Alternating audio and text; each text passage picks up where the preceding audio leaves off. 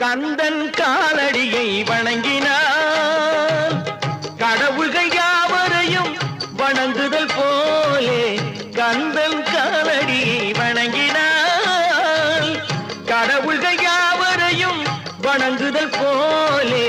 கந்தன் காலடியை வணங்கினான்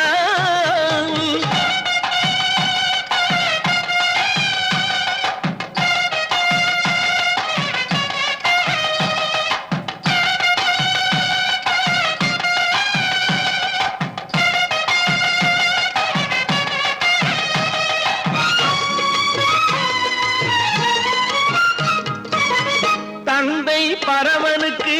சிவகுருநாதன் தாயார் பார்வதியின் சக்திதானே வேலன் சிவசக்திதானே வேலன் தந்தை பரமனுக்கு சிவகுருநாதன்